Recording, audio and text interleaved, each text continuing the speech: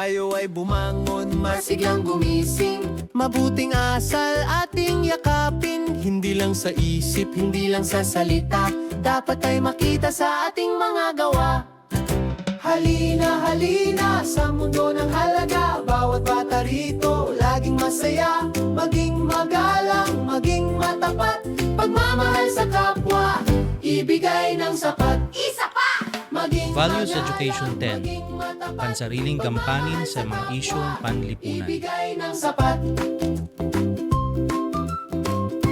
Sa paglalaro, May kalarong kalaro, huwag makikipag-away. huwag maging lilo. Kung may nagkamali,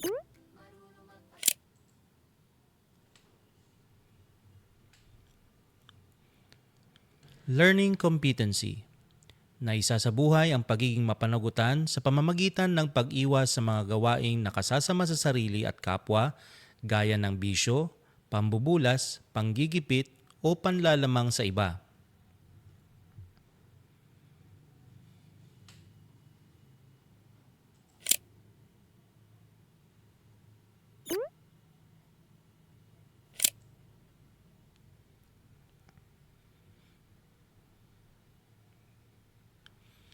Dignidad, kalidad ng pagiging marangal.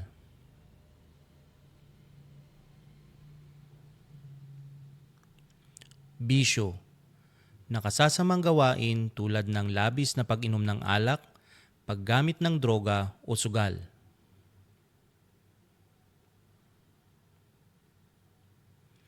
Pambubulas, kilos o salita na nagdudulot ng pang-aapi.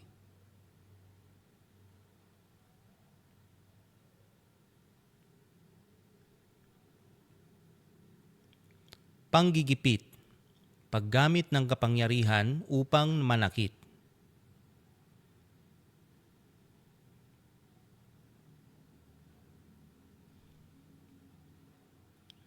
Panlalamang, pagsasamantala sa kahinaan ng iba.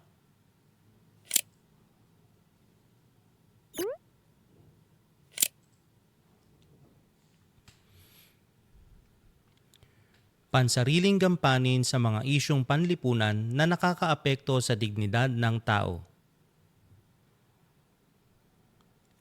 Gawin natin paggamit ng mga case study o mga headline ng balita na nagpapakita ng mga isyong panlipunan gaya ng diskriminasyon, kahirapan, kawalan ng katarungan o bullying.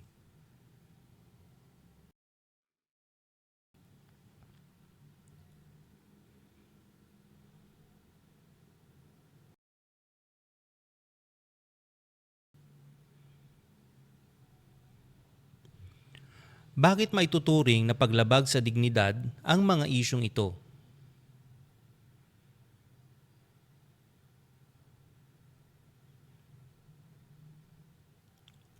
Sino ang mga pangunahing apektado at bakit dapat tayong mag-alala?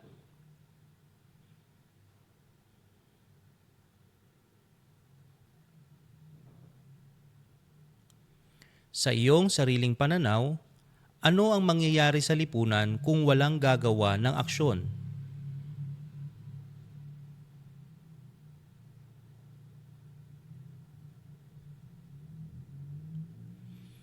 Pag-aralan natin. Naitanong mo na ba sa sarili mo, ano nga ba ang silbi ko sa lipunan? O paano ko nga ba matutulungan ang kapwa ko sa gitna ng mga hamon? Yan ang aalamin natin ngayon. Ang pansariling gampanin ay hindi lang basta tungkulin. Ito ay ang responsibilidad mo bilang isang tao na magkaroon ng positibong epekto sa iyong sarili, sa komunidad at sa ating kapaligiran. Ito ay isang moral na pananagutan. Kapag ang bawat isa sa atin ay gumagawa ng tama, lalong tumitibay ang ugnayan nating mga mamamayan. Mga isyong panlipunan na dapat nating harapin. Sa kasalukuyan, marami tayong kinakaharap na hamon na sumisira sa dignidad ng tao. Una, ang bisyo, na siyang sumisira sa kalusugan at personal na relasyon. Pangalawa, pambubulas o bullying, nagdudulot ng pang-aapi at kahihiyan. Katlo, panggigipit, paggamit ng kapangyarihan para manakit o magdulot ng kahirapan. Ika-4, panlalamang sa iba. Pagsasamantala sa kahinaan ng kapwa para sa sariling interes. Paano mo magagampanan ang iyong tungkulin? Huwag kang mag-alala, hindi mo kailangang maging superhero para makatulong. Narito ang mga simpleng paraan. Pag-aaral ng mabuti. Ito ang pinakamalakas mong sandata. Pakikilahok sa mga programa tulad ng mga outreach programs o educational initiatives.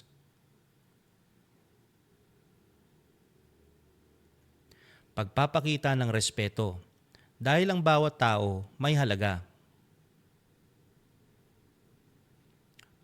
Tumitindig laban sa diskriminasyon sa pamamagitan ng kampanya at paggamit ng boses para sa mga walang boses.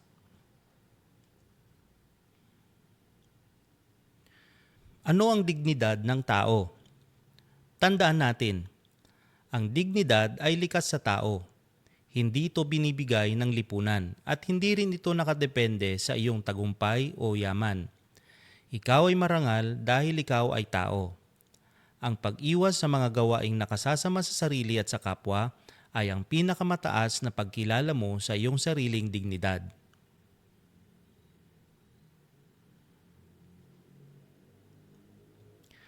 Ilapat natin ang aralin.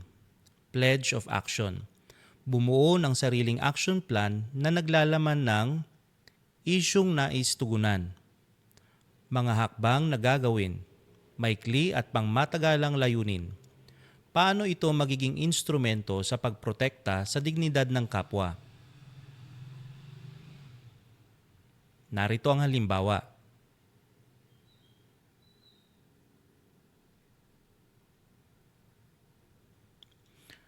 Tayahin ang sarili. Sumulat ng refleksyon kung paano ang kanilang kamalayan sa sarili o self-awareness ay nagiging pundasyon ng pagiging responsableng mamamayan na nagtatanggol sa dignidad ng tao.